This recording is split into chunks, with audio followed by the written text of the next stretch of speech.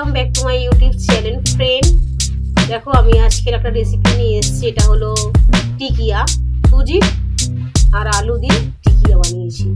ভালো লাগলেই আমার এই রেসিপিতে তোমরা কিন্তু লাইক কমেন্ট শেয়ার করে দিও আর আমার পাশে থাকবে। দেখো আমি কিভাবে বানাচ্ছি এই রেসিপিটা বানানোর জন্য আমি প্রথমে নিয়েছি আমি সুজিটা আমি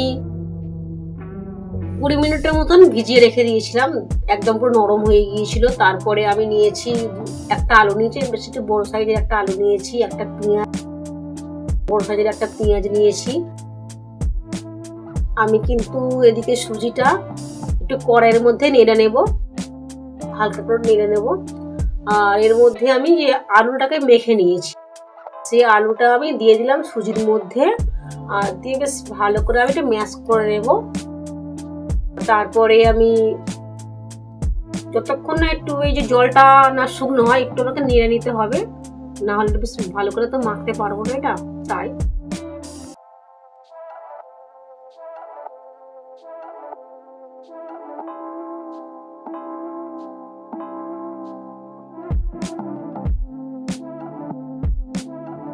এটা আমার কিন্তু বেশ মাখাটা বেশ ভাবটা চলে এসছে। তার মধ্যে আমি দিয়ে দিলাম মশলা।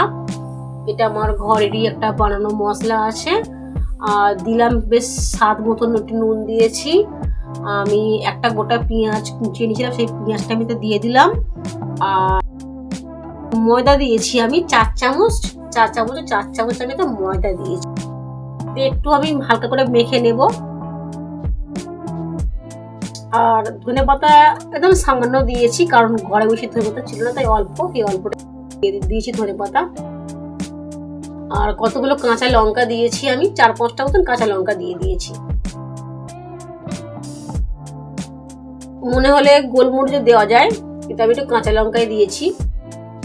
বেশি একটু ভালো করে মেখে নিতে হবে। একটু ভালো করে মেখে নিয়ে এটাকে আমি টিকিয়ার আকারে গড়ে নেব। খুবই সহজ একটা রেসিপি।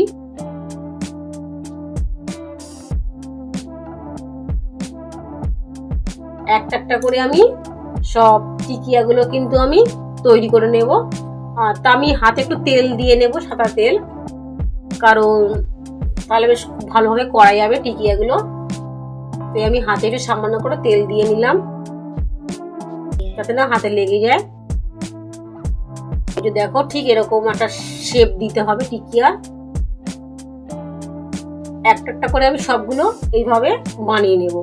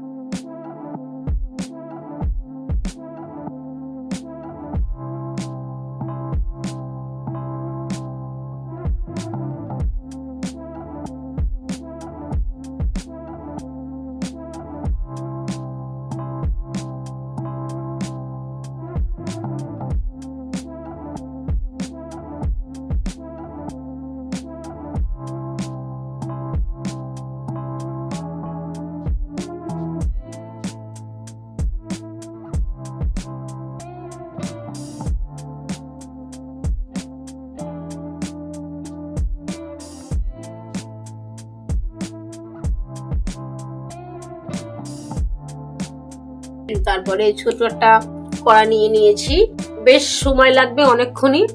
এটা তো আস্তে আস্তেই ভাজতে হয়, না হলে কিন্তু একদমই ভালো হবে না। তাই আমি কিন্তু উনুনটা একদমই আস্তে করে দিয়ে আমি করেছি। এটা কিন্তু সস দিয়েও খাওয়া যায়, শুধুও খাওয়া যায়, আর যদি মনে করো চা দিয়ে খাবো সেটাও খাওয়া যাবে। এখন শীতকালের দিন, সবই শীতটা পড়ছে, খুবই সুন্দর একটা রেসিপি। তোমরা কিন্তু আমার যে ভিডিওটা একদম ফার্স্ট থেকে লাস্ট তোমরা দেখে নিও, কেউ কিন্তু স্কিপ করে যেও না, তাহলে আমার রেসিপিটা বুঝতে পারবে না। আমার কিন্তু পাশে তোমরা অবশ্যই থাকবে।